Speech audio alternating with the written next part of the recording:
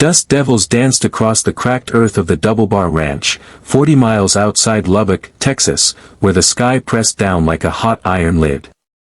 It was the kind of August afternoon that made men question why they ever left the porch, when the radio crackled with a voice no one wanted to hear: "Structure fire, County Road 17. All volunteers respond." Rancher Caleb Holt was already in his battered Ford, boots still caked from morning chores, before the dispatcher finished the address. He knew the place, knew the widow who lived there, knew the little girl who chased chickens in a pink cowboy hat. The smoke column rose black and furious, a funeral pyre against the pale heavens. Caleb's heart punched his ribs. He floored it. He arrived to a scene ripped from nightmares. Flames licked the sky where the modest farmhouse had stood only yesterday. Neighbors formed a bucket line that looked pitiful against the inferno. And there, on the scorched lawn, knelt Maria Delgado, clutching her 6-year-old daughter, Sophia. Maria's face was soot-streaked, her dark hair singed at the ends.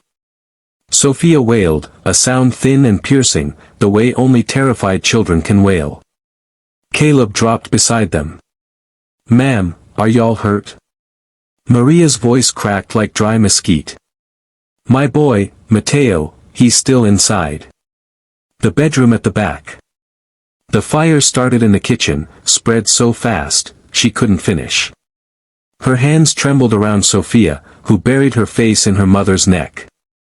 Firefighters shouted orders, hoses finally snarling to life, but the house was fully involved. Sparks rode the wind like malevolent fireflies. Caleb's mind raced. Mateo was 8, small for his age, loved baseball and drawing horses. Caleb had given the kid his first lasso lesson just last spring. A captain barked, "Building's too far gone, no entry." Caleb's jaw set. He'd pulled calves from floodwaters, branded steers in blizzards, stared down a rattlesnake at spitting distance. Fear was an old acquaintance, but never a master. He snatched a wet horse blanket from his truck, draped it over his shoulders, and ran. The heat hit like a wall. Inside, the air shimmered, thick with choking smoke. Caleb dropped low, crawling on belly and elbows. "Mateo!" His shout swallowed by the roar. Beams groaned overhead. He found the hallway by memory, left past the kitchen, second door on the right. The doorknob scorched his palm even through the glove. He kicked it open. There, curled beneath the bed like a comma, was Mateo. The boy's eyes were wide, reflecting orange apocalypse. Caleb scooped him up, blanket and all. A ceiling joist crashed behind them, showering sparks. Caleb shielded the child with his body, felt embers bite through denim and skin. He retraced the path on instinct alone, lungs burning, vision tunneling. Outside, cool air slapped his face. He staggered, collapsed to his knees, and laid Mateo on the grass. Paramedics swarmed. Maria's scream tore the night, "Mi hijo." As she reached them, Mateo coughed, alive, chest heaving. Maria fell over them both, sobbing gratitude in 2 languages. Caleb tried to stand, but the world tilted. A medic pressed an oxygen mask to his face. "Easy, cowboy. You got second-degree burns on your arms and back." Caleb waved him off. "Kid okay. Smoke inhalation, but he'll make it, because of you." Word spread faster than the fire itself.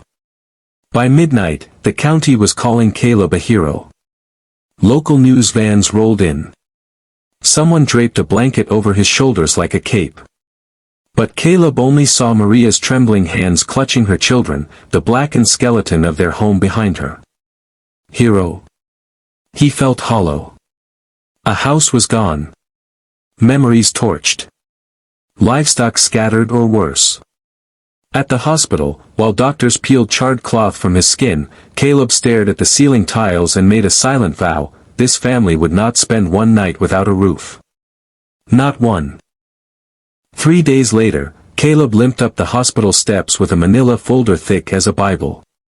Bandages wrapped his forearms, painkillers dulled the throb but not the purpose. He found Maria in the corridor outside Mateo's room, exhaustion carved into every line of her face. Sophia slept on a vinyl couch, thumb in mouth, cowboy hat perched crookedly on her head. "Ma'am," Caleb said, tipping his hat with bandaged fingers. "We need to talk." Maria straightened, wary. "Senor Holt, you saved my son. I have nothing to repay."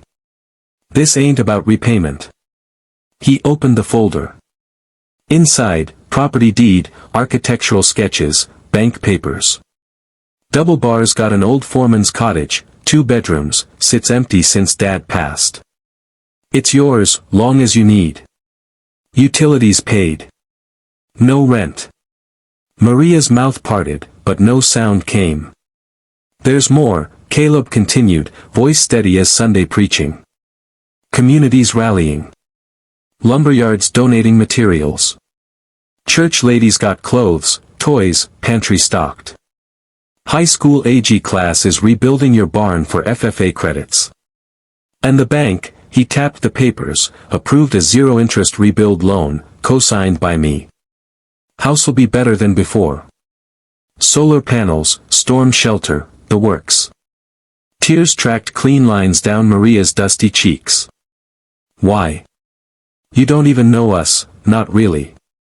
Caleb looked past her to Mateo's door.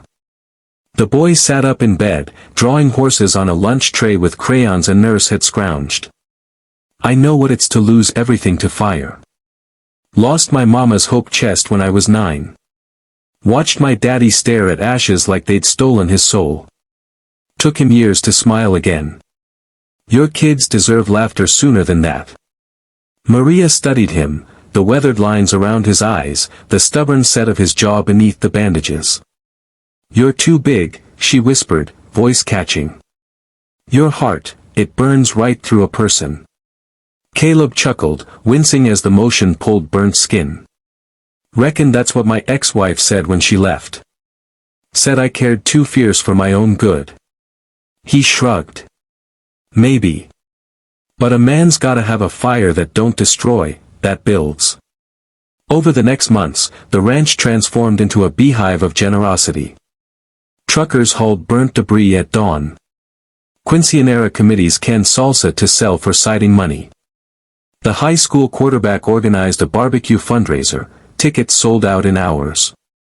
Caleb worked alongside them, blisters on blisters, teaching Sophia to rope a sawhorse, showing Mateo how to gentle a skittish colt. One October evening, golden light slanted across the half-framed new house. Maria stood on what would be her porch, watching her children chase fireflies with neighbor kids. Caleb hammered the final roof truss, sweat cutting channels through sawdust on his neck. Maria climbed the ladder, handed him a jar of sweet tea. The bank called. Loans forgiven, anonymous donor paid it off. Caleb wiped his brow. Folks round here got soft hearts. She nudged him. Soft hearts don't lift entire communities, Caleb Holt. He looked out over the land, his land, their land now, stitched together by calloused hands and stubborn hope. Land's just dirt till people plant something worth growing. Thanksgiving came early that year. The new house wasn't finished, but the cottage overflowed. Tables stretched across the yard, tamales beside brisket, cornbread beside pan dulce. Maria's mother flew in from Chihuahua, Caleb's veterans group grilled turkey on a pit they'd welded from scrap. Mateo read a speech he'd written, "Mr. Holt didn't just save me from fire. He showed me fire can warm instead of hurt." Caleb stood to carve the bird, voice thick. "Ain't about one man. It's about choosing, every sunrise, to be the kind of neighbor you'd pray shows up at your door when the world's burning." Later, under a sky pricked with stars, Maria found Caleb by the corral. The colt nuzzled his pocket for sugar cubes. She said, "You gave us more than walls. You gave us proof the world still has giants." He smiled, soft. Giants are just regular folk standing on the shoulders of kindness. Years later, travelers on County Road 17 would slow at a hand-painted sign, Delgado Holt Ranch, where second chances grow. And if they looked close, they'd see a bronze plaque by the gate. "You're too big, it burns," she moaned. The rancher only pushed deeper, deeper into compassion, deeper into community, until the fire that tried to take everything became the light that gave everything back. Because sometimes the hottest blaze isn't the one that destroys. Sometimes it's the one that refuses to let the dark win.